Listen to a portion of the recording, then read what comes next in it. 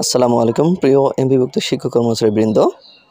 EFT সম্পর্কিত সর্বশেষ তথ্য নিয়ে আজকের ভিডিওটি সাজানো থাকবে, তাই ভিডিওটি আগে ভালো করে দেখে বুঝে তারপর আপনাদের মতামত ব্যক্ত করার জন্য অনুরোধ রইল।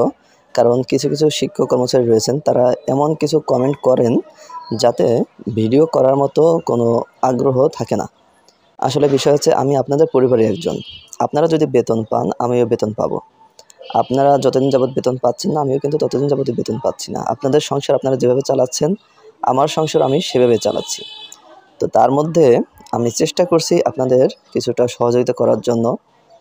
কারণ একটা ভিডিও করতে হলে বিভিন্ন ধরনের সোর্স রাখতে হয়, বিভিন্ন উৎস থেকে সংবাদ সংগ্রহ করে সময় নিয়ে তারপর ভিডিওটি প্রচার করতে হয়। তাছাড়া এ পর্যন্ত আমি চেষ্টা করেছি শতাধিক শিক্ষক কর্মচারীর সমস্যার বিষয়ে সমাধান না করতে পারলেও সঠিক পরামর্শ দিয়ে তাদেরকে সহযোগিতা করেছি। হোয়াটসঅ্যাপে, মোবাইল ফোনে বা মেসেঞ্জারের মাধ্যমে, বিভিন্ন মাধ্যমে আমি চেষ্টা করছি তাদের সমস্যাগুলো সমাধান করার বা তাদেরকে সঠিক পরামর্শ দেওয়ার জন্য।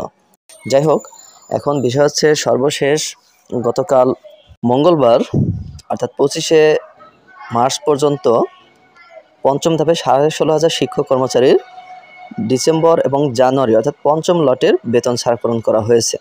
তাদের বকেয়া বেতন ছাড়করণ করা হয়েছে ডিসেম্বর এবং জানুয়ারি 2 মাসের।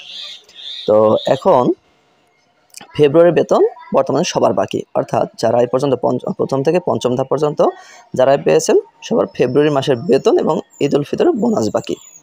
তো এই বিষয়টি নিয়ে আজকের ভিডিওতে বিস্তারিত আলোচনা করা হবে যে আসলে কেন এটি বাকি পড়লো আর ডিজি মহোদয় কী বলছেন। সবার আগে আমি বলতে চাই যে শিক্ষা মন্ত্রণালয় বা শিক্ষা অধিদপ্তরের সাথে সংশ্লিষ্ট এই মুহূর্তে সবার পদত্যাগ করা উচিত। যদি কোনো সভ্য রাষ্ট্র হতো তাহলে সবার আগে এনারা পদত্যাগ করতেন। প্রথমত শিক্ষা উপদেষ্টা পদত্যাগ করতেন, তারপর ডিজি মহোদয় পদত্যাগ করতেন। মানে শিক্ষার সাথে সংশ্লিষ্ট যারা আছেন, আমি সবার পদত্যাগ দাবি করছি। এই মুহূর্তে সবার পদত্যাগ করা উচিত। কারণ শিক্ষক সমাজ নিয়ে তারা, যদি শিক্ষকদের কোনো সুবিধা অসুবিধা তারা দেখতে না পান, তারা বুঝতে না পারেন, সে বিষয়ে তারা যদি কোনো পদক্ষেপ না নেন, তাহলে তাদের তো মন্ত্রণালয়ে থাকার কোনো অধিকার নেই। পারিপার্শ্বিক অবস্থার কারণে কথাগুলো বললাম। এখন বিষয় হচ্ছে যে যেখানে মাদ্রাসা শিক্ষা অধিদপ্তরে মার্চ মাসের বেতন গতকাল ছাড়করণ করা হয়েছে, তারা বৃহস্পতিবার মার্চ মাসের বেতন তুলতে পারবে। তাদের রবিবার দিন বোনাস ছাড়করণ করা হয়েছে, অর্থাৎ সরকারিদের সাথে মিলিয়ে তাদেরকে সমান তালে সুযোগ সুবিধা দেওয়া হচ্ছে। সেই একই মন্ত্রণালয়ের আন্ডারে আমরা কেন অবহেলিত? ইএফটির অজুহাতে আর কত আমাদের ভোগানো হবে? যাই হোক, সর্বশেষ তথ্য মতে প্রথম থেকে পঞ্চম ধাপ পর্যন্ত সবাই ডিসেম্বর এবং জানুয়ারির বেতন পেয়েছেন। এখন ফেব্রুয়ারির বেতনটি কবে নাগাদ তুলতে পারবেন, তো সেই বিষয়টি আপনাদেরকে জানিয়ে দিচ্ছি।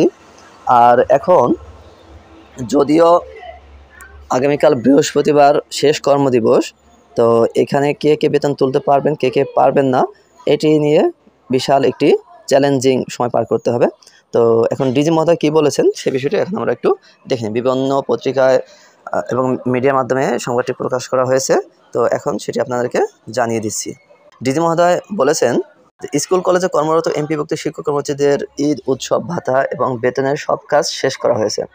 বাকি কাজ ব্যাংকের বিষয়টি আমাদের হাতে নেই। আশা করছি বৃহস্পতিবারের মধ্যে শিক্ষক কর্মচারীর বেতন ভাতার অর্থ তুলতে পারবেন। মঙ্গলবার 25 মার্চ বিকেলে দ্য ডেলি ক্যাম্পাসের সঙ্গে আলাপকালে এসব কথা বলেন মাধ্যমিক উচ্চ শিক্ষা অধিদপ্তরের মহাপরিচালক প্রফেসর ডক্টর মোহাম্মদ আজাদ খান।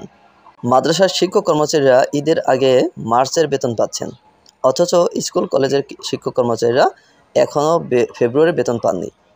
বেতনে বিড়ম্বনা কবে কমবে এমন প্রশ্নের জবাবে প্রফেসর ডক্টর মোহাম্মদ আজাদ খান বলেন, 4 লাখ শিক্ষক কর্মচারীর বেতন অনলাইনে দেওয়া খুব সহজ বিষয় না। অনেকের তথ্যগত ভুল রয়েছে, তবুও মানবিক বিবেচনায় তাদের বেতন দেওয়া হচ্ছে।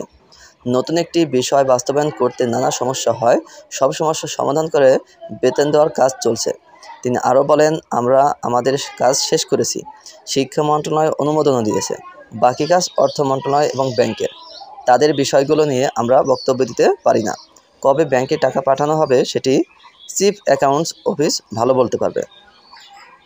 তো যাই হোক, এই হচ্ছে সর্বশেষ খবর। তো একজন ডিজির কথা, এই কথার উপর কিন্তু আমরা আশ্বস্ত হতে পারি না। তো তিনি যেহেতু এর সাথে জড়িত, এখানে মাননীয় অর্থ উপদেষ্টা বা মাননীয় শিক্ষা উপদেষ্টা তারা যে রয়েছেন তারা কেন এই বিষয়ে আগে উদ্যোগ নিলেন না? যেখানে ডিজি মহোদয় বলেছিলেন অনেক আগে ফেব্রুয়ারির প্রথম দিকে, মার্চের প্রথম দিকে অর্থাৎ 10-12 তারিখের দিকে বলেছিলেন যে 20 তারিখের মধ্যে তাদের বেতন ভাতা প্রদান করা হবে, আমাদের বেতন ভাতা 20 তারিখের মধ্যে প্রদান করা হবে বাস। কিন্তু সেই অনুযায়ী কাজ করার কথা ছিল। তো সেখানে সার্ভার সমস্যা, এই সমস্যা, সেই সমস্যা, বিভিন্ন ধরনের সমস্যা দেখিয়ে এইভাবে মাসের পর মাস ভোগানোর কোনো মানে হয় না। একটু তারা চিন্তা ভাবনা করেন না যে শিক্ষক কর্মচারীরা কীভাবে দিন অতিবাদ করছেন। আর ঈদের সময় রমজান মাসে সবার খরচ বেশি থাকে, তো এই বিষয়টি তাদের ভাবা উচিত ছিল। যাই হোক, তো তারা আমাদেরকে দয়া করছেন, যেটি মনে হয় যে আমাদের দয়ার দান। তো দয়ার দান তারা ইচ্ছা করলে দিবেন, না ইচ্ছা করলে নাই। তো এখন বিষয় হচ্ছে কালকে কখন নাগাদ বেতন ছাড়করণ করা হবে সেটি দেখার বিষয়। আর বিশেষ করে যারা প্রত্যন্ত অঞ্চলে বসবাস করেন, যাদের বাড়ি থেকে প্রায় 20-30 কিলোমিটার দূরে ব্যাংকের শাখা অবস্থিত, তারা কীভাবে বেতন তুলতে পারবেন এটি বুঝে আসে না। কারণ উচিত ছিল আরও সপ্তাহখানেক আগে, অর্থাৎ রবিবার দিনও যদি আমাদের বেতন ছাড়করণ করা হতো, কারণ অনুমোদন আগে হয়ে গেছে। যদি রবিবার দিনও ছাড়করণ করা হতো তাহলে কিন্তু আমরা এই 2-3 দিনে বেতন ভাতা তুলতে পারতাম। তো এইভাবে যদি আমাদেরকে হয়রান করা হয় তাহলে শিক্ষার মনোমানসিকতা বা শিক্ষা পাঠদানের আউটপুটটা কীভাবে হবে এটি তারাই ভালো বলতে পারবেন। যাই হোক, তো অবশেষে যদি কালকে বেতন ভাতা আমরা না তুলতে পারি তাহলে সবার এক দফা এক দাবি থাকবে যে অশিক্ষা ভবনটি রয়েছে, ওটি শিক্ষা ভবন বলা চলে না, অশিক্ষা ভবনটি ঘেরাও করা, সেই প্রস্তুতি সবাই গ্রহণ করুন মন মানসিকতার দিক থেকে। আর একটি কথা বলবো, তো অর্ধ শতাধিক আমাদের শিক্ষক সংগঠন রয়েছে, সেই সংগঠনের যারা নেতৃস্থানীয় রয়েছে, নেতৃত্ব যারা দিচ্ছেন তারাই কী কাজ করছেন, পরবর্তীতে যদি তারা কখনো তাদের স্বার্থের জন্য ডাকেন তাহলে কিন্তু এই শিক্ষক কর্মচারীদের পাবেন না, যদি এই বিষয়ে তারা কোনো কথা না বলেন, কোনো পদক্ষেপ না নেন। যাই হোক, সবাই ভালো থাকবেন, সুস্থ থাকবেন, সবার শুভকামনা জানিয়ে শেষ করছি আজকের ভিডিও। আল্লাহ হাফেজ।